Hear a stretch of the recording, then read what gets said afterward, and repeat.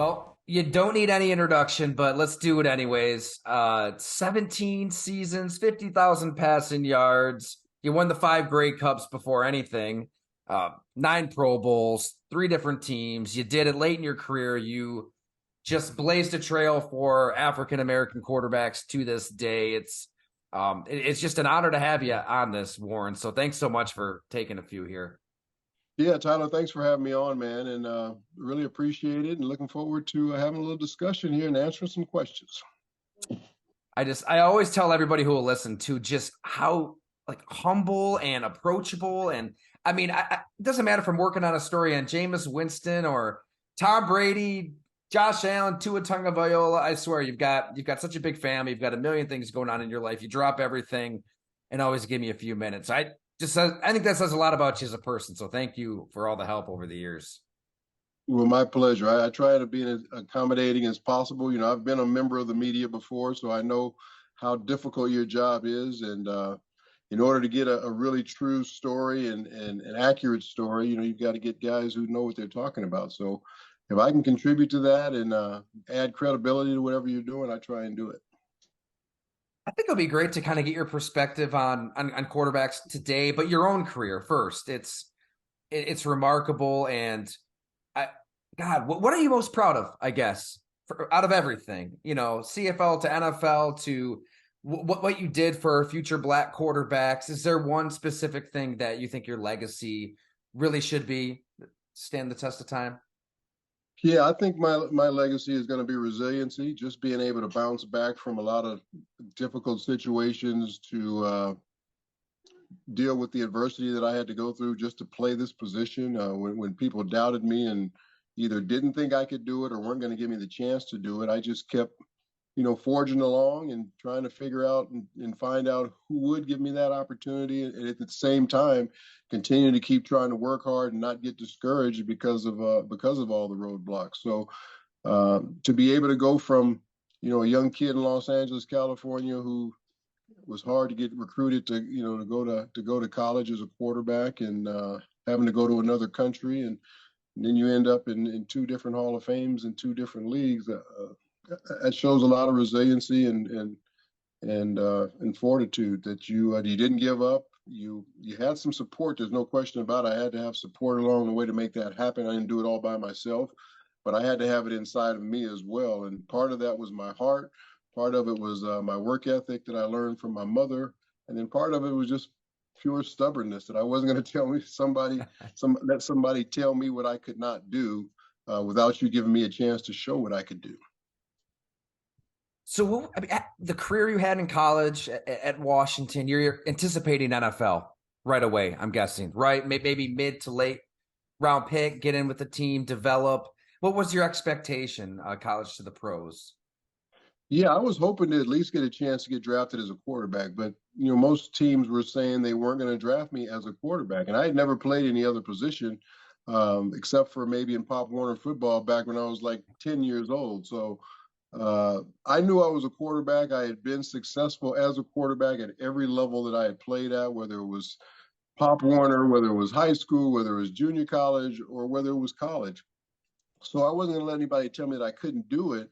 And not only was I successful at the position, but I was, highly successful at the position at all those levels. I was an all whatever quarterback at all those different levels. So why are you going to tell me that I can't do it? And I've already done it at this level.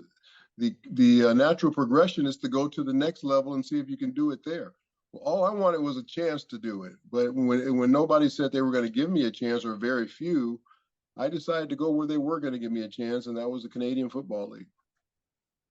The Edmonton Eskimos, six seasons up there and five championships. Yeah, I thought I was going to stay my whole career, Kyler. I enjoyed it so much. It was such a refreshing place to play. We were winning, winning championships, and I'm setting records and different things like that. So it was an enjoyable time. I was being well paid while I was up there, and my family enjoyed it. So I thought about staying there my whole career, and a lot of guys had done that went up there, especially African American quarterbacks like Condredge Holloway was up there, and Jimmy Jones had gone up there, and all these guys who had great college careers but weren't given the chance to play quarterback in the pros, they went up there and made great careers for themselves. So I thought I was going to be that same guy, but in the back of my mind, it was still burning at me that I could play in the NFL, and how was that going to happen? And I started getting all this interest from the NFL to come back down and play, even though I was under contract. So I had to wait till my contract was over before I could actually take that dive down into the NFL. But once that happened, because of all the success I had had so early, I was looking for new challenges, and the NFL was still that challenge that was burning inside of me that I could do this. Man, and just what was that stereotype, that stigma? I think a lot of people today forget what it was really like. I mean, Yeah, even 5, 10 years ago, but I mean, you're talking late 70s, early 80s. It had to have been magnified. yeah, people just don't understand because today you see so many African American quarterbacks thriving, and some of the best quarterbacks in the league, whether it's, Patrick Mahomes or Russell Wilson or Dak Prescott or Jalen Hurts, all these different guys that are doing so well in the NFL, they don't realize how it was back, maybe 20, 25 years ago when I was playing, I remember when I came in the league in '84, I was the only starting African American quarterback, and there was only one other quarterback in the league that was African American. That was my third string quarterback on our team, a guy by the name of Brian Ransom. So we've come a long way since then, and I think because of the way I was able to play over the course of a career, the way that Doug Williams came in and won a Super Bowl in '88, the way that Randall Cunningham played during that same time period, I think it kind of showed a lot of owners and general managers and coaches that, hey, these guys can play at a high level. Let's give some more guys an opportunity to do it. And then you just started to see the floodgates open after that. Man.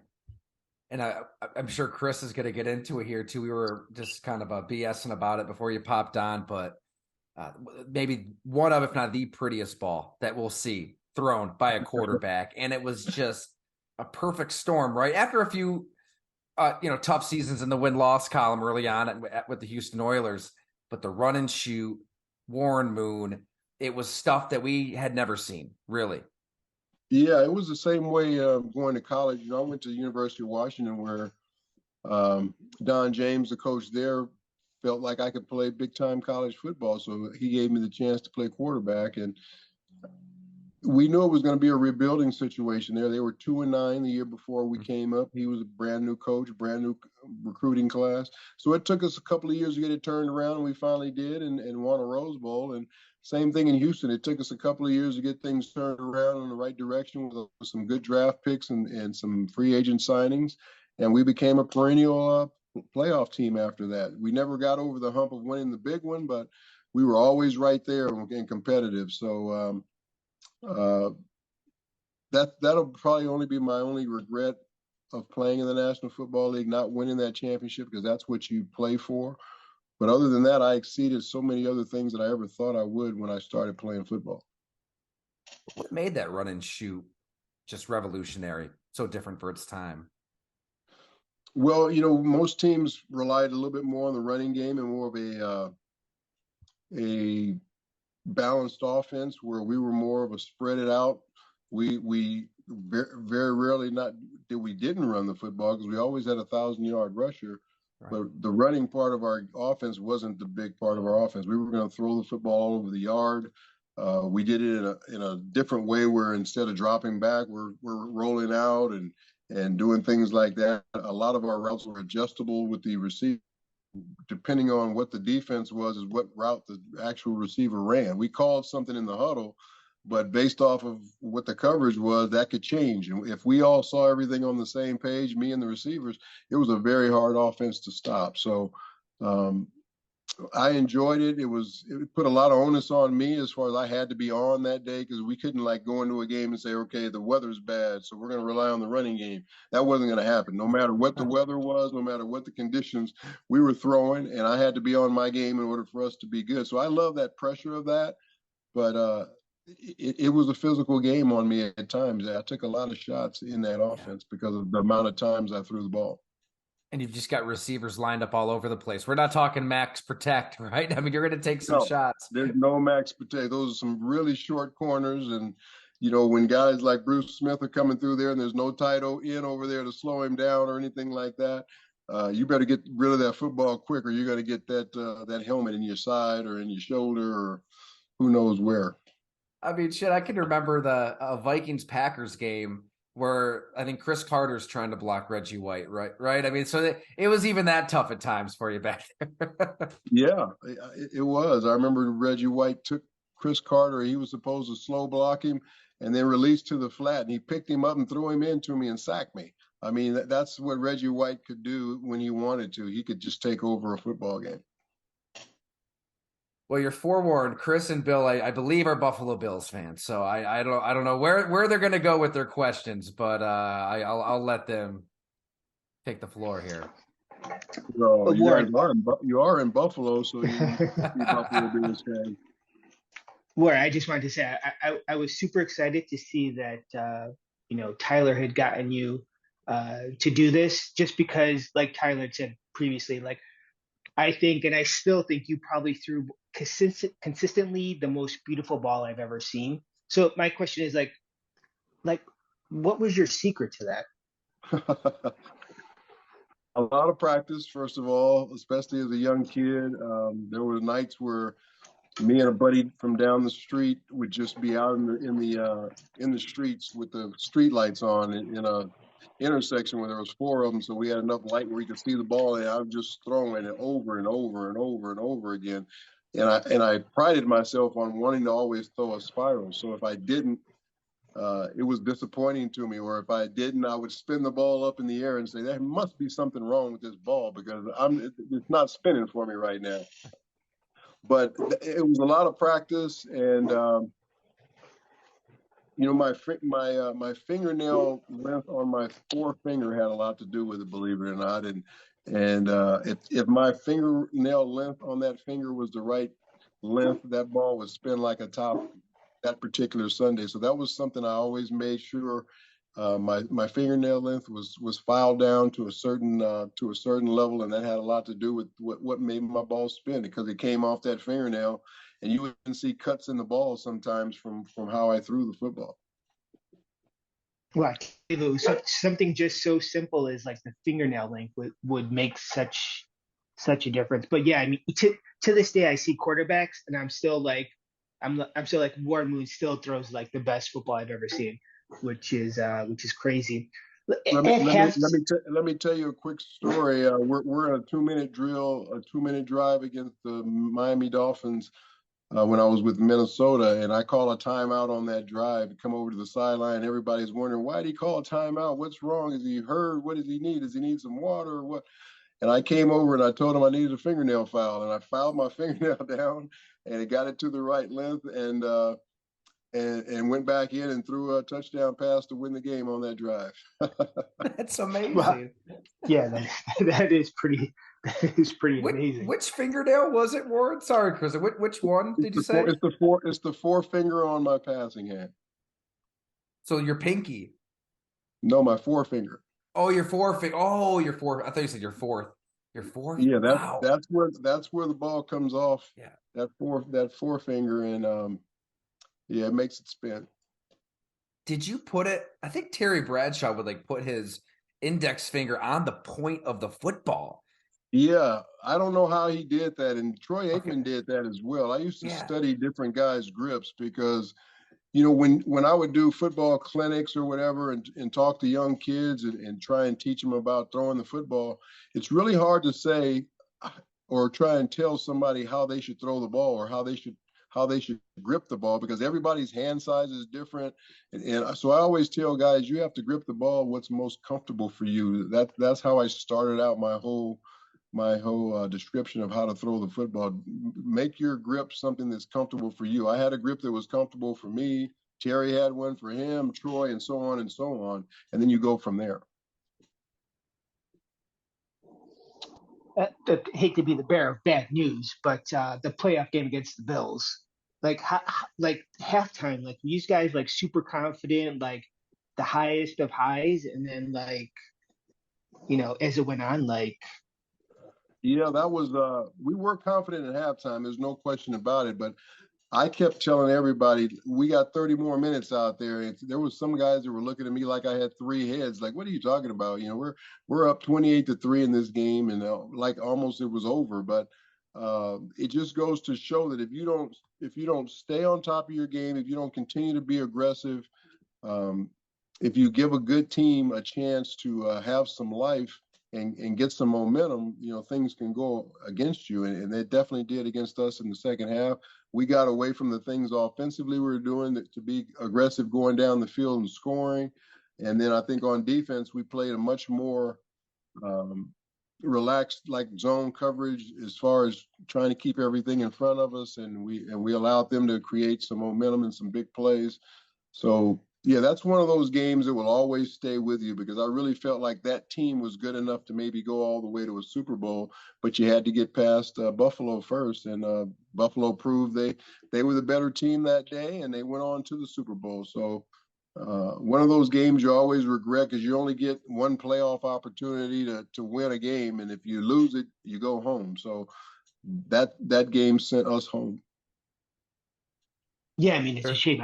I'll never forget. I mean, I was at my aunt. Like the game didn't sell out, so it wasn't on TV. Like I had to listen on the radio and stuff like that. It was crazy. What It stadium definitely, is it like? definitely was crazy. A lot of people had left the stadium and then they ended up coming back, I guess, when they got in their cars and were listening to the radio and turned around and came back into the stadium. And that place was crazy. I mean, I've never heard a stadium that loud and that crazy during that comeback. I mean, you What were was the one? 36 of Oh, 50 for 371 and 4 touchdowns that game, too. I mean, if you don't believe in momentum, that's the game that you should make everybody Yeah, believe. you throw for three, whatever it was, and four touchdowns, and you end up losing. So you leave the game wondering what else did I need to do or I didn't do enough. Basically, you say I could have done more and I needed more out of me that day, and I didn't give it. So I think everybody took a little bit of personal responsibility for that game. No matter how good a game you might have had, it wasn't good enough. what was the one stadium you like when you looked at the schedule? You like dreaded to like go play in because they're just like just a holes. You know what I mean? And then what was the one stadium that they were like, like nice and pleasant? You know what I mean? If that could be true for being Believe an it or outside not, player. believe it or not, Buffalo was one of them.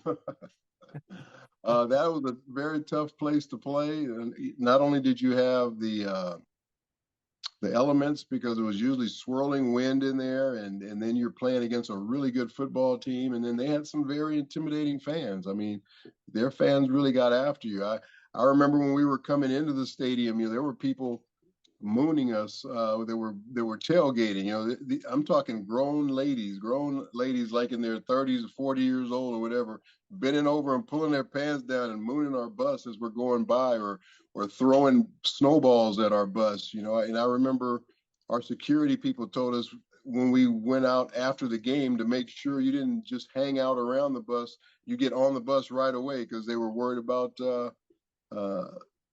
objects being thrown at us. So that was one of the places that was a tough place to play. It was very intimidating. I think Cleveland Stadium was the same way. And then whenever we played the Jets in New York, because the Jets fans were much different than the Giants fans. They were a little more rowdy. How do you think you would do in today's game? Like, do you think you would put up bigger numbers or No question. No question. I mean, the rules of today's game are geared towards the quarterback playing well. And if the quarterback doesn't play well, then your team probably isn't going to do very well. So you see everybody doing the things that we did back in 1990s and with their passing game. Everything is a spread out thing and throwing the ball all over the yard. The running back has been much more discounted nowadays.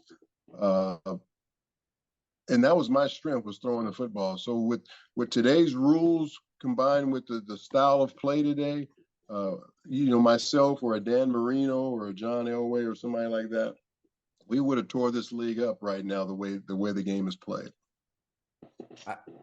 Because I'd imagine there's some hits that still make you Wentz today. I mean, you played in that era. That was the golden age. I mean, the 90s. That's really when you had the best quarterbacks to ever play, and you had to keep your head on a swivel because anything could go. You really did, because we could get hit in the head, and we could get hit in the knees, and we could get driven to the turf, and a guy could fall on top of us with all his weight. All those things were open game to the quarterback in those days, but that doesn't happen anymore. These guys are protected so much better than we were, which is smart, because they're a big part of what makes teams successful. So you should protect that position.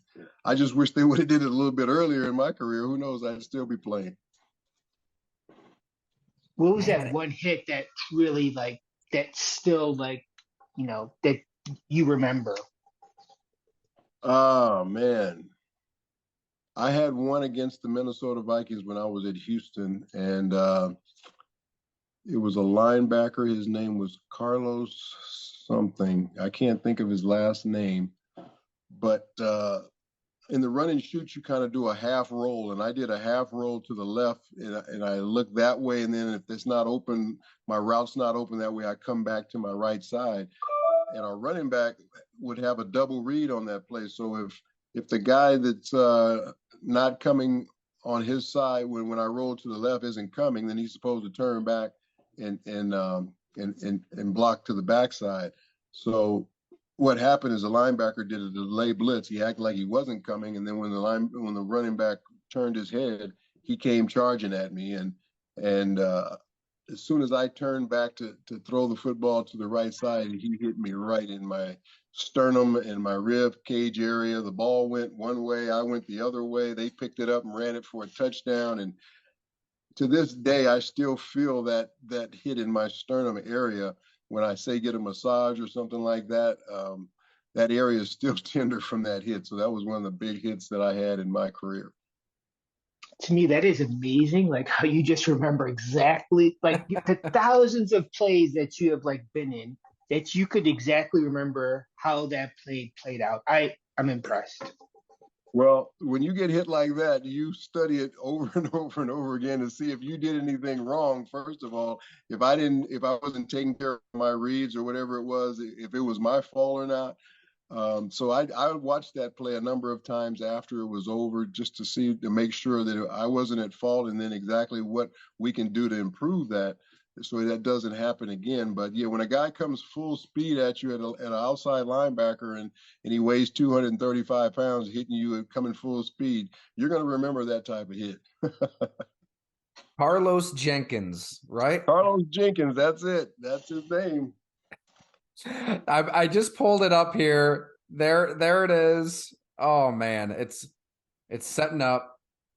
We're buffering, but we'll pull it up here eventually. I had no idea about this one. It is kind of a legendary hit, huh? Oh my goodness, yeah, that's just one. I had a couple of others like that, but it was more of a defensive back that came in and hit me like that. So it was a smaller guy, but him being a linebacker, it just had a little bit more impact to it. Warren, yeah, I'm a Bills fan also. I wore North Carolina hat to show respect. I know I just wanted to say thank you as well. I mean, because I didn't want to wear the Bills hat, because I know you had the illustrious career with the Oilers and other teams. But no, you wear whatever hat makes you happy. Because but I wanted to say, you're an NFL fan. That's all that really matters.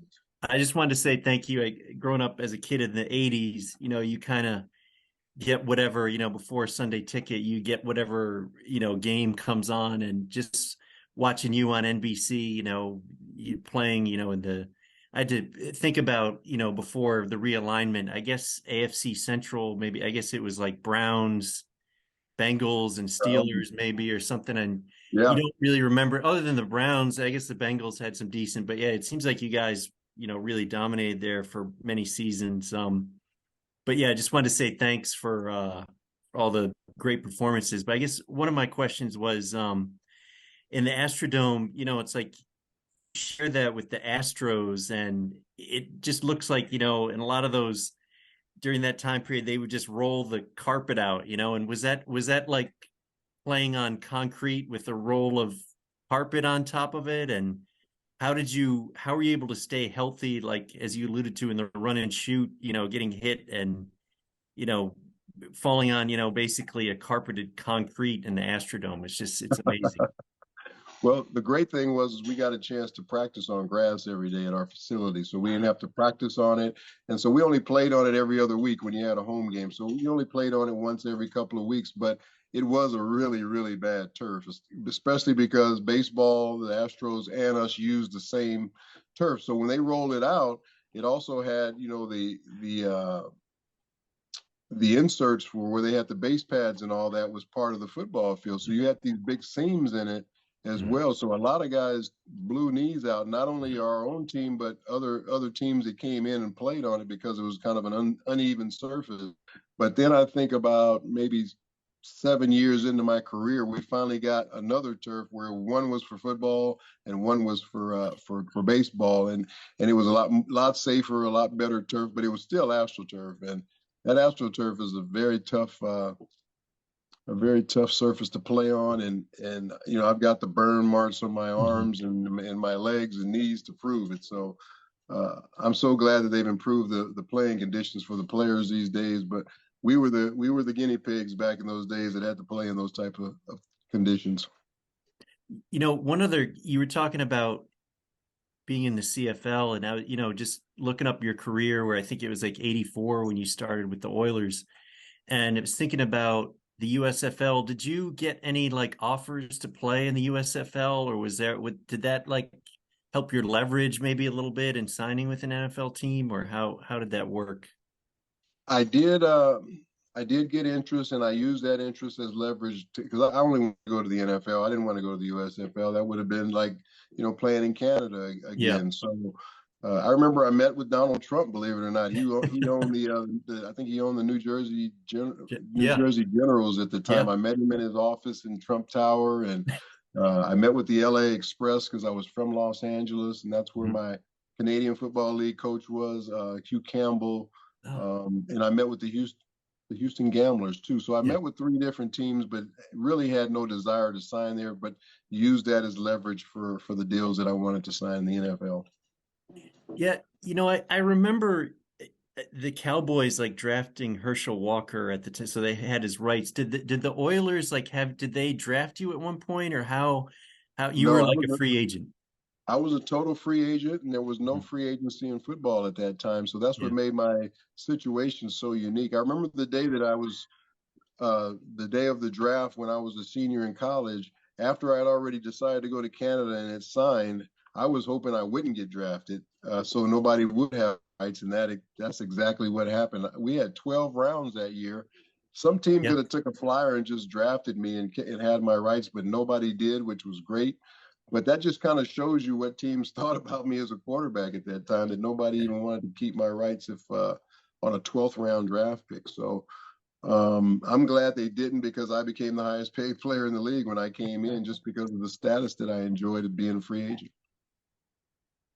Great. Well, yeah, I'm glad you're able to leverage that USFL ties. And yeah, I mean, being a free agent quarterback nowadays is just, it's for the great quarterbacks, it's a bonanza. So yeah, that's where I got to know Jim Kelly in Houston, and when he was with the Gamblers, when I was coming out of Canada, and he decided to go to the USFL instead of going to Buffalo right away. And then we all know that he did sign with Buffalo, and what happened after that was history. But that's where I first met Jim, was down in Houston.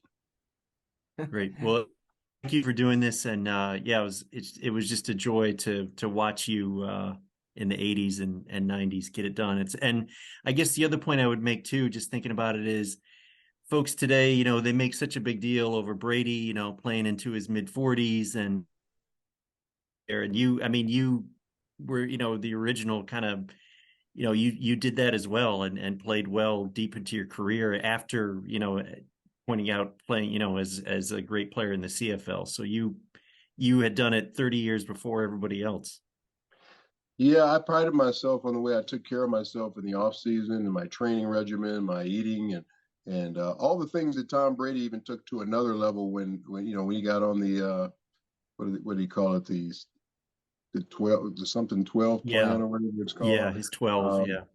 and that's what it takes. It takes that type of dedication to your body, but you also have to stay away from major injuries as well, which I was fortunate enough to do. And then you have to have that desire to keep playing, that competitiveness. And I still had that. You saw Tom still had it as well. And that's why these guys last as long as they do. They take care of themselves. They train well in the off season. Um, and then they stay away from those major injuries. And then they have that competitiveness to just keep playing until their body tells them they can't do it anymore at a certain level. Man, you did it Yeah. to age 44, right? With Yeah. Kansas City? Yes, sir. And Unbelievable. if it wasn't for the OTAs and off-season programs, I might have played longer. I got tired of doing those, being in Kansas City, and my family was in Houston. I got tired of going back and forth doing that because they just started that back in, I think, in 2000, well, 1999, maybe. I think they started the OTA program.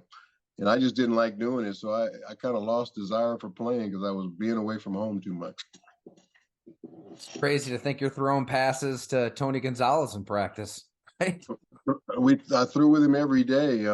He was one of the guys that when I got there, I kind of took over as like a mentor to him, and we became really, really good friends. And he had a problem catching the ball his first year in the league, and then I came in and we just would work before practice and after practice on a number of drills where he just really focused in on catching the football, and that became one of his biggest strengths over the course of his career, how well he was able to catch it compared to what happened in his first year or so where he dropped a lot of balls.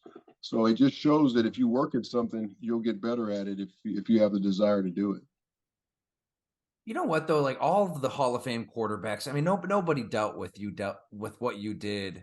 You know, late '80s, early '90s. I think it was a Sports Illustrated article in '93 that detailed a game in '91 where your oldest son hears just terrible things in the stands. He's asking you about it in the locker room. I think Everybody's Tyler's around. Can't. freezing. Yeah, he's Oh, freezing up on me. You froze oh, up a little bit there, Tyler, at the end. You're talking about 93 and then you froze up. I tell you what, man, this internet. All right, are we good now? Any better Yeah, we now? got you. We hear you fine. Okay. Gives me a second chance to ask it. Yeah. That's good. But I don't think anybody really understands today what you really had to deal with in your career, Warren. I mean, 91, I think, is the game that was detailed in that Sports Illustrated feature on you, and maybe it was 92, 93. So, you know, your son hears just horrific stuff on the way out of the game, asks you about it in the locker room. There's reporters around, cameras around. You take it head on. You explain to him what that word means. I mean, other quarterbacks don't have to deal with that stuff, and you're dealing with it in your prime as you're making the Pro Bowl, as you're pursuing a Super Bowl. How difficult was that for you, for your family, everything? Yeah, it was a tough situation for your family because I had dealt with it a little bit in college, so I kind of was used to that type of behavior by fans some. But now I'm at a stage where I'm married and I have young children who are being exposed to this, and they want to come to the games, they want to see their dad play, but then you're putting them in this environment where it could be very visceral with a lot of nastiness out there, and a lot of it geared towards their dad. So my son was old enough to where he was starting to understand some of this stuff, and he would come to my locker sometimes in tears, not so much because maybe we had lost the game, but because of the things that he heard and didn't understand. So yeah, you had to kind of take off your football helmet and put on your dad hat, right there on the spot, and try and make it make sense to him. But at the same time, you're just, you're mad as hell inside that your kids even have to deal with this. And I remember after that, I ended up getting a private suite so my family could sit in the suite and watch the games and not have to worry about what they heard or were exposed to. So, yeah, it was a tough time, and that was at your home stadium. That wasn't on the road where you usually would get stuff like that. So, things eventually turned around when we started winning, but this was early in my career when things weren't going as well those first couple of years. But I remember on my 35th birthday on the road in Cleveland, I had been to probably 5 or 6 Pro Bowls by then, and we had a game where it was on my birthday, and I threw 5 touchdown passes in Cleveland that day, and they took me out of the game the last couple of minutes just to let the backup go in and let the clock run down. And I'm standing on the sidelines, waiting thinking about what I want to do that night when I get home for my birthday. Am I going to go out to dinner? What am I going to do? And then all of a sudden, our head of security comes over to me and about 5 police officers, and he just says, "Warren, you stay close to us when the game is over because there's been another death threat in your life, and we're going to escort you off the field." And that's how I left the field that day, just wondering if I was going to get shot walking off the field. I mean, those are the type of things that you got exposed to that I never talked about until my career was over. Never told my family about it or any of that type of stuff. I just held it all inside of me. So just to make people think everything was okay. This is should be a moment of joy, euphoria, career game. What in the hell goes through your mind when you're told that? It was almost like all you could do is kind of say, you almost chuckled like, you got to be kidding me. Somebody really wants to kill me over a football game. And that's kind of the way I looked at it. And then they asked me, they said, this has happened before, and is this something that you want to know before it happens, or you do not want to know about it? I said, I don't want to know about it. Don't even tell me about it. If you think if it's serious enough that you think I need escorts off the field, then you tell me. But I don't want to know every time there's a death threat on my life. Oh my God. So it happened multiple times. According to our security people, yes. And you didn't say anything to your own family after the fact? No, I didn't want to alarm them. That's the last thing I wanted to do. They had been through enough, just dealing with the things that we had just talked about with them. Because not only do my kids have to deal with it in the stadium, of course, you know how kids are at school. They're teasing and oh, you guys got beat this week. Oh, your dad sucks. Or, that's how kids are. So they had to deal with enough as it was, just being the child of a celebrity. And so I didn't want them to have to deal with anything more serious than that. Now they're going to be worrying about me even, living. So I didn't want that unless it was definitely necessary. Was there any part of you that was legitimately concerned in Cleveland?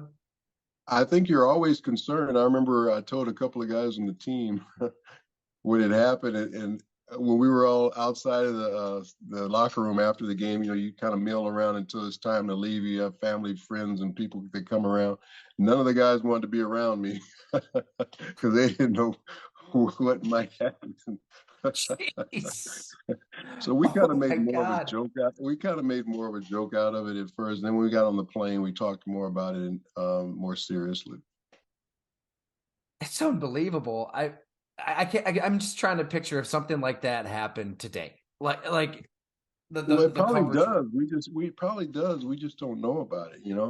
Those things don't ever come to light unless they're necessary. But yeah, that's what you had to deal with at times. Being an African American quarterback in a league that wasn't ready for it yet. I imagine you just take so much pride though when you see Lamar Jackson, Patrick Mahomes. I mean, the best in the game are African Americans at the quarterback. We're constantly reimagining the position and what it can be. That's what makes it worth it. That's what makes it all worth it. What you went through, that you're seeing all these other young guys flourish, partly because of what you were able to endure. I know I'm not the only reason why these guys got their opportunity, but I know I played a small part in that. And that's what makes you proud that all that stuff didn't go for naught. That you went through a bunch of stuff to really help another generation of guys play the game, and they're playing it very well. They're playing at a high level. That's not to say that they don't deal with their own, maybe racial things that happen, because you got to remember, we live in a society right now that there's a lot of racial strife. Whether it's the way Jews are attacked, whether it's the way Middle Eastern people are treated, whoever it might be, whether it's gays, whatever it might be. So there's a lot of that out there, and you just have to learn to deal with it. That's the kind of the society we live in. So I'm sure everybody deals with their own type of bigotry and prejudice in some way, somehow. You know what blew my mind about that story in 91? Maybe it was a game December of 91 when your 9-year-old son hears the N word. You're explaining it to him in the locker room. And that week, I think you had your TV show, and you have every right to just give it to these Houston fans. I mean, all these insane rumors are being swirled about you that are all completely untrue. You can let loose, and you apologized for the way you played. I can't imagine how you have the humility in that moment to just apologize with all of that as the backdrop. Because that's the only thing I think they should be worried about or concerned about, whether I play well or not. Nothing else. My family shouldn't be any of their concern. The color of my skin shouldn't be any of their concern. If I play quarterback and I play well, you cheer me. If I don't do well, then you do what you want with me. But I judged everything on how well I played, and I felt like I had big enough shoulders that I could deal with any blame. That even if it wasn't all my fault, I could still take that blame on because I knew I was going to work my tail off the next week to be better.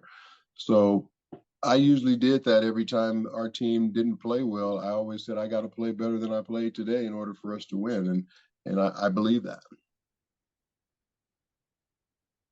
Incredible. Chris, Bill, any final questions here for Warren? Yeah, like today's game, what three wide receivers do you wish you could like throw to if you were like playing right now? Like who do you think are your top, like the top three guys in the league right now? Wow, I really like Justin Jefferson at Minnesota. I think he's very special. He doesn't look like he's a burner. He's not the biggest guy in the world, but somehow he's able to he gets separation, and he never you never see him drop a ball. Everything that gets in his vicinity, he pretty much catches the football. Golly, there's so many good receivers in the game right now. Devontae Adams is somebody I would love to play with. I love his releases. I love how he comes off the line of scrimmage. Again, he has that catch radius where you just have to throw the ball in his area, and he's going to make a quarterback's game so much easier because of his catch radius. You don't have to be as accurate. So he's another guy, and he's not a necessary burner either, but for some reason he gets himself open, and a lot of that has to do with his releases off the line of scrimmage and just the way he runs routes. There's a bunch of others, but I like the kid at Cincinnati. Ja'Marr Chase. Ja'Marr Chase, yeah, he gets separation like right away, and very smooth in the way he does it. Yeah, just love the way he plays the game. Again, he had a problem catching the football early in his rookie season. He's really improved that, and now you never see him drop any balls. And him and Joe Burrow have a tremendous rapport together. I love Travis Kelce from the tight end spot because of how smart he is. He knows just how to find the soft spots in the zones and how to beat guys one-on-one. So there's so many good receivers in the league right now, but that's 3 or 4 of them right there. You never really had a tight end to throw to, right? Because you typically ran 5 wide receivers. In the run and shoot, we did, but not in the other offenses that I played in. We had tight ends, but they weren't as impactful except for Tony Gonzalez, as they are today. Today's tight ends are more like hybrids. They're almost like they could play wide receiver if you wanted them to, because they're fast enough, but they're big enough to play tight end too. So you can put them at tight end when you need them. You can put them in the slot if you need them. You can put them out wide if you need them, because they have that type of ability. Yeah, Warren, just watching your career, just watching the games in the 80s and 90s, and Tyler alluded to it, just all the great quarterbacks. What when the NFL schedule would come out and, you realize you're going to play certain teams, what QBs did you look forward to playing against? And, you knew it was going to be, kind of a high scoring game, whether it was Dan Marino or John Elway. You played, yourself a Hall of Famer, but you played against a lot of great QBs. What kind of games or quarterbacks would you kind of circle when, you enjoyed playing against? Yeah, those guys bring out the best in you. And you talk about a Dan Marino, who I played against, I think, 3 or 4 times in my career. Joe Montana, who was considered one of the best at that time, loved going against Joe, and just the 49ers in general, because they were just so good as a team. Steve Young, the same thing when he came on to take over for Joe. John Elway, we had some great playoff battles together that he came out on the winning end a couple of different times. He was another one that I loved to play against because he was one of the ones I was kind of compared to when I came into the league. And then, of course, Jim Kelly with the K gun there in Buffalo. All those guys I just named are in the Pro Football Hall of Fame. And I thought I played in one of the most quarterback-rich eras that there was. There's probably 8 or 9 guys that I played against during that time that are in the Pro Football Hall of Fame. So I knew I had to bring my A game, not only when I played against them, but just every week, just to become one of the top quarterbacks in the league, to make it all pro, to make Pro Bowls, to make MVPs or whatever it is. You had to be on top of your game because you knew you had all those guys you were competing against, even if you weren't playing against them each and every week. When you were growing up, who did you idolize? I grew up in LA, in Los Angeles, and the Rams were my team, and Roman Gabriel was the quarterback when I was a young kid, and he was an Indian descent, and so because he was a minority, that was somebody that I could kind of relate to because there weren't really many other black quarterbacks in the league, if any, at that time. Marlon Briscoe was another one who was in the AFL at that time with the Denver Broncos. He was the first one to ever, start an NFL or a pro football game. And then James Harris came on when I was in high school to the Rams, and he was African American. And I remember him leading them to a division championship. He made a Pro Bowl. So guys like that were guys that I kind of looked up to. And then, of course, Roger Staubach.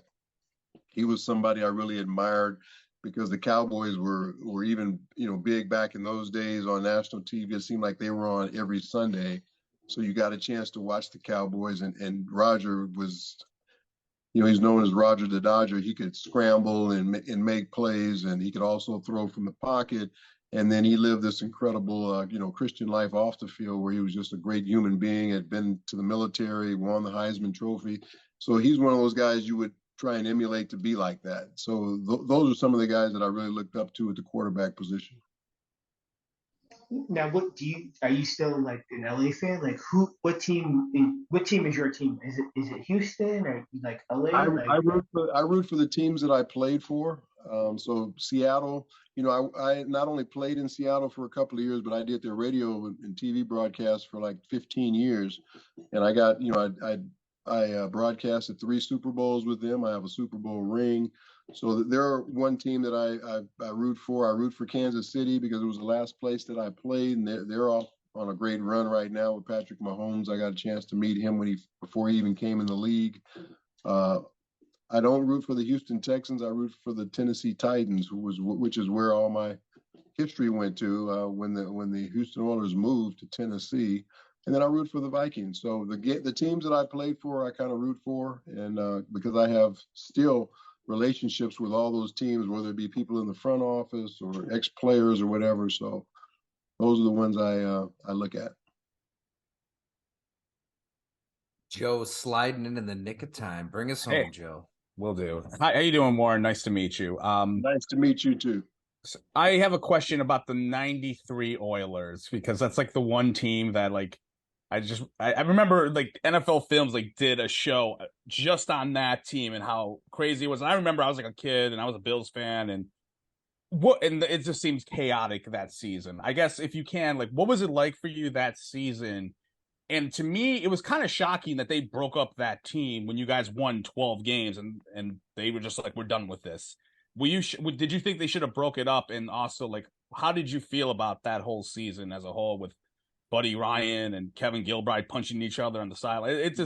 It was a great Ty. That's your next book. Do a book on that on that season because the NFL Films one was awesome on it. But what was it like there? And did you think they had the break? They should have broke up at the end. Yeah, and believe it or not, that was the year after the Buffalo collapse.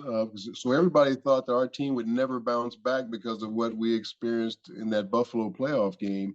but we did. We went back to training camp with a sense of urgency that we were a better team than what we last showed, and we couldn't wait to get back on the field and prove that we're a better football team than what we last showed. But yeah, that season got off to a really weird start. We had one of our players committed suicide early in the season, one of our defensive tackles, Jeff Alm, and it was a controversial thing. And we had, crisis managers come into our team and talk to us about, what we had experienced with him, taking his life like that. We had the Buddy Ryan, Kevin Gilbride thing that happened in a ball game. I got benched early in that season, believe it or not. We started out 1-3, and I got benched and then came back in that same game against New England because the guy that took over for me, Cody Carlson, got hurt.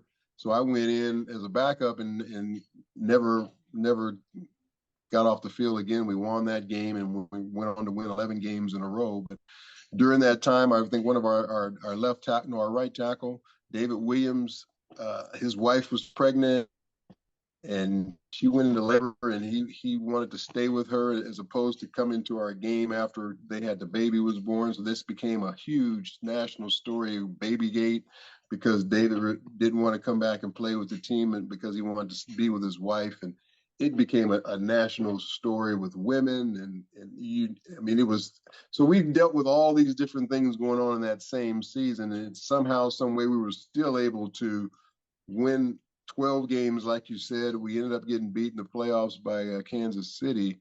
I thought we were just mentally drained by the end of the season. I think that was one of the reasons why we got beat. We put it all into the regular season, and once we got to the playoffs, I think we just didn't have enough left because we ended up losing that game in the fourth quarter.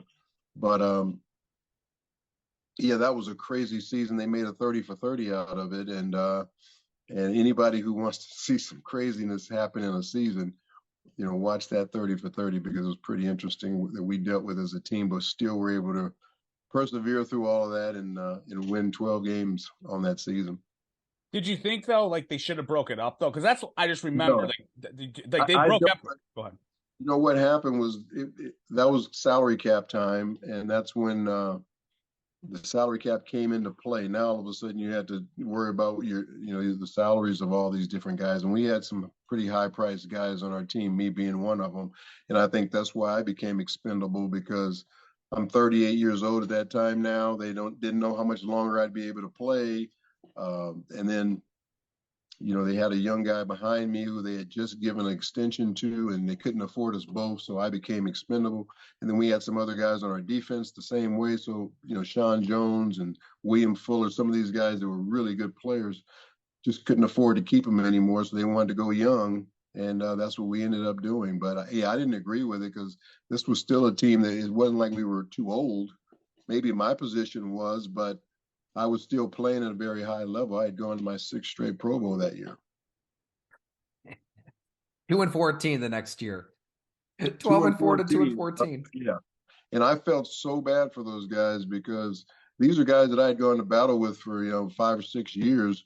And we had been to playoffs every year during that time. And now all of a sudden, because of what they did to strip the team like that, and then they became a lame duck team because everybody knew they were going to leave the next year to go to Tennessee. So nobody was coming to their games. You're talking about 8,000-9,000 people in the Astrodome in a 65,000 seat stadium. Sometimes the visiting team had more fans in the stadium than the actual Oilers did. And they're telling me all this because by then I'm traded to Minnesota, but I'm still keeping an eye on what's going on with them because a lot of my close friends are on that team. So I kind of knew what they were going through and really felt bad for those guys. That's wild. One of those teams that is shouldn't be lost in history, and I guess it's not with the Doc. So that team. I'll say this: that team, I thought during that '90s stretch with the Bills, they were neck and neck talent wise. I thought they were more talented than like the Chiefs or the Dolphins, like head to toe. And I always was like, why can't, in your opinion, why couldn't you guys get like to like the AFC Championship game? Was like I kind of wonder if like the coaching, like it was Jack Pardee, and I kind of as a kid I kind of remember like, oh, this guy seems pretty he's too laid back. Maybe I don't know if that was the case, but like I couldn't fathom it because you guys against the Bills, it was neck to neck in the talent wise. Like I did not want to, as a fan, I did not want to see you guys much in the playoffs because you guys were just loaded with so many guys. Yeah, we really did have a talented team, and at times we played really well together. Sometimes we didn't play well together, and I think the offense that we ran had its weaknesses, especially when it comes to trying to run out the clock and win a game late in the time clock because our offense was geared. We had to keep throwing the ball. We weren't going to be able to run the ball and run the clock out the way our offense was geared. So that had a little bit to do with it as well. But yeah, we really have nobody to blame but ourselves, and we just didn't play well enough at the right times in the big games. Good Viking team, so too. I mean, you kept doing your thing. So this is a career that, I mean, it's going to stand the test of time for all the reasons we got into. Man, Warren, you're a legend. I can't thank you enough for hanging out for a full hour like this. Yeah, thanks for having me on, man, and we'll do it again at some point if you ever want me back. I got all kind of stories. I played a long time. We are always open, man. Absolutely, always welcome back. And God, I can't thank you enough for always being just so accommodating with everything. Next time I'll have to bring my virtual cocktail. That's right. That's right. We got to get those popping anytime. Actually, it won't be virtual. It'll be a real cocktail sitting right here next to me. Where are you? I didn't even ask. Where are you right now? I'm at home in my office in Seattle. Yeah, I live in Seattle, and I have a son in high school playing high school football. He's at practice right now, believe it or not. They're in spring ball, and their coach is a lunatic, so he keeps them out there over 3 hours a night. Oh my God. Well, hey man, I go out there and watch them play sometimes practice, and I get tired and end up leaving and go home because they're out there so long. I'm like, I didn't think people practiced this long anymore. Why Seattle, not Houston? Just curious. You know, when I came up here to do the Seahawk broadcast, I was up here 15 years doing that. This is just kind of where I settled, and I'm down in Houston all the time. I was just there last weekend. I'm going back in 2 weeks because all my grown kids and my grandkids live down there, so I visit a lot. But man, have you experienced the heat down there? Oh my God, it's just like a blanket, and it was that way last week. And I'm like, this is why I don't live here right now. It's just too freaking hot. I was gonna say, you're probably like the mayor down there, no? Like in Seattle here, it's 70. I think it's 75 degrees, 74 degrees, which is perfect. And then you go down to Houston, it's 90 degrees and like 85% humidity, and it just you feel wet all the time. You always feel like you're perspiring all the time. well, if you ever come back to Buffalo, it'll be nice and cold, and then they'll be sure to moon you on your way in. Still, I'm sure, right? Yes, they will give me the special treatment, which I'm used to, believe it or not.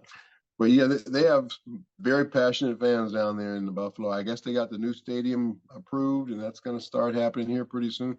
I hope it doesn't lose the personality that their stadium has right now, because that's what makes it special to play there. I think they'll keep it, right? It's right across the street. People will still be tailgating, being But dumb, drinking too how much. people are when people get into a new place, they feel like they got to act different. It's like Yeah. they're in an upgraded I think- facility, or we got to act a little bit more with a little more sense and a little more class. And you don't want them to lose what makes it special to go there and play. We got to see the pricing on the stadium because they're going to have PSLs there. Like the Bills tickets normally are pretty cheap. I mean, they're expensive Right. now, but like they're gonna start doing PSLs, which has never happened. And as someone who knows people in Buffalo who hate paying cover charges to go into bars, the idea of paying a cover charge just to buy a ticket, Yeah. I don't know that's going to go great, to be honest, but it might. And that takes a different type of fan to do that. The fan that's not, a Rapid fan that has that type of money. Those type of people tend to act a little bit differently, and they're not as rowdy and crazy. So we'll see if the same atmosphere is there in Buffalo after the new stadium is built. Beautiful. All right, man. Well, hey, we'll be in touch. Thanks so much, Warren. And thanks Tyler, everybody thank for you, popping man. on. All right. Thank Thanks you. for having you guys. Have a great weekend. Okay. Yeah. Thank you so much. Thanks, Thank Warren. you. Thank you so much. All righty.